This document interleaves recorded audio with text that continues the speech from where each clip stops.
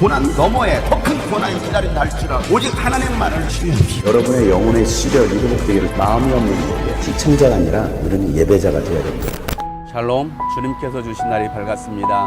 오늘도 하나님께 주신 생명으로 감사하며 기쁘게 살아갈 수 있는 복된 날이 되기를 간절히 소망합니다. 함께 나눌 말씀은 이사야서 1장 21절부터입니다. 그 신실하던 성읍이 어찌하여 창녀가 되었습니까? 그 안에 정의가 충만하고 공의가 가득하더니 이제는 살인자들이 판을 칩니다. 내가 만든 은은 불순물의 찌꺼기일 뿐이고 내가 만든 가장 좋은 포도주에는 물이 섞여 있구나. 너희 지도자들은 주님께 반역하는 자들이요 도둑의 짝이다. 모두들 뇌물이나 좋아하고 보수나 계산하면서 쫓아다니고 고아의 송사를 변호하여 주지 않고 과부의 하소연쯤은 귓전으로 흘리는구나. 그러므로 주 곧 만군의 주 이스라엘의 전능하신 분께서 말씀하신다. 내가 나의 대적들에게 나의 분노를 쏟겠다. 내가 나의 원수들에게 보복하여 한을 풀겠다. 이제 다시 내가 너를 때려서라도 잿물로 찌꺼기를 깨끗이 씻어내듯 너를 씻고 너에게서 모든 불순물을 없애겠다. 옛날처럼 내가 사사들을 너에게 다시 세우고 처음에 한 것처럼 슬기로운 지도자들을 너에게 보내주겠다. 그런 다음에야 너를 의의 성읍, 신실한 성읍이라고 부르겠다. 시온은 정의로 구속함을 받고 회개한 백성은 공의로 구속함을 받을 것이다. 그러나 거역하는 자들과 죄인들은 모두 함께 패망하고 주님을 버리는 자들은 모두 멸망을 당할 것이다.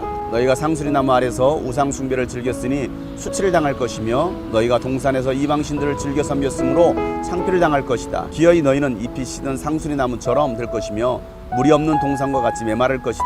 강한 자가 사물하기와 같이 되고 그 한 일은 불티와 같이 될 것이다. 이 둘이 함께 불타도 꺼줄 사람이 하나 없을 것이다. 아멘. 이스라엘은 하나님께서 선택하신 민족입니다. 하나님을 예배하라고 또 만국에 살아계신 하나님을 증거하라고 이스라엘 민족을 세우셨습니다. 그런데 이스라엘 백성들이 죄를 범하고 불순종하면서 하나님과 등지고 타락한 것입니다. 또 이스라엘 안에 있는 지도자들이 타락하면서 백성들을 괴롭히고 하나님에게서 떠나게 했습니다. 왕이 그랬습니다. 제사장이 그랬습니다. 그 지도자들의 타락으로 인해서 하나님은 이스라엘 민족을 심판하시겠다고 말씀하십니다. 거룩한 성읍이 창녀의 소굴이 되었습니다.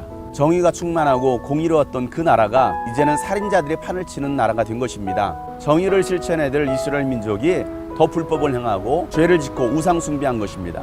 지도자들은 주님께 반역을 하고 도둑들과 짝이 되었습니다. 그들은 뇌물을 좋아하고 보수를 계산하면서 쫓아다녔습니다.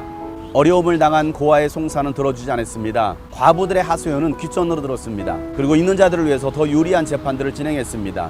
이로 인하여 고아나 과부나 소외된 자들이 더 큰 고통을 당하게 된 것입니다. 지금 대한민국을 보면 꼭 이와 같습니다. 국무총리가 국회의원이 또한 대통령이 불법을 행하고 정의롭지 못하고 공의롭지 못한 일들을 진행하고 있습니다. 소수자들의 차별을 금지한다고 말하면서 정의를 행하고 있는 교회들을 핍박하고 있습니다. 믿는 자들을 핍박하고 있습니다. 정치인들은 권력의 하수인이 되어서 개노릇하고 있습니다. 그리고 정말 소외된 서민들의 이야기는 들어주지 않습니다. 자기들만의 왕국을 만들고 있습니다. 권력을 가지고서 부를 축적하고 있습니다. 돈을 따라 살고 있습니다. 그게 오늘의 대한민국의 지도자들입니다. 하나님을 대적하는 자들에게 하나님의 진노를 쏟으시겠다고 말씀하십니다. 하나님을 대적했던 이 이스라엘 민족이 하나님의 심판을 피할 수 없었던 것처럼 이 민족이 하나님을 대적하는 한 하나님의 심판을 피할 수 없게 될 것입니다. 하나님은 불법을 행하고 있는 모든 지도자들을 제거하고 사사시대처럼 새로운 지도자들을 세우시겠다고 말씀하십니다. 지금이야말로 그런 영적인 새로운 지도자, 대한민국을 살리고 또 교회를 깨울 만한 영적 지도자가 나와야 됩니다. 그래서 이 민족을 다시 거룩한 민족으로 하나님을 섬기는 민족으로 세워가야 됩니다. 오늘 대한민국이 이와 같이 잘 살 수 있게 되었던 것이 무엇입니까? 하나님을 섬겼던 백성들이 있었습니다. 하나님께 기도했던 백성들이 있었습니다. 세상 사람들이 다 불법을 행하고 죄를 짓더라도 예수 믿는 사람들은 공의로운 삶을 살려고 했습니다. 정의로운 삶을 살려고 했습니다. 이만큼 이 나라가 잘 살게 된 것은 수많은 선교사들의 피가 있었고 믿는 자들의 순교가 있었던 것입니다.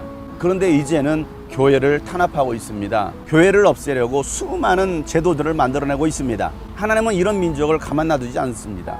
주님을 버리는 자들은 모두 멸망할 것입니다. 하나님을 따르지 않는 자들은 반드시 심판을 받게 됩니다. 하나님을 버리고 우상 숭배했던 사람들, 세상의 권력과 돈을 따라간 사람들, 하나님은 우상 숭배하듯이 그들에게 부끄러움을 주시겠다라고 말씀하십니다. 상수리 나무 아래서 우상 숭배했던 그들에게 이제는 잎이 마른 상수리 나무처럼 되게 하시겠다라고 말씀하십니다. 물이 없는 동산과 같이 메마르게 하시겠다라고 말씀하십니다. 강한 자들마저 하나님은 다 불태우시겠다라고 말씀하십니다. 이 나라가 회개하지 않고 한국 교회가 깨어서 회개하지 않는다면 하나님의 심판은, 하나님의 재앙은 이 땅 가운데 임하게 될 것입니다.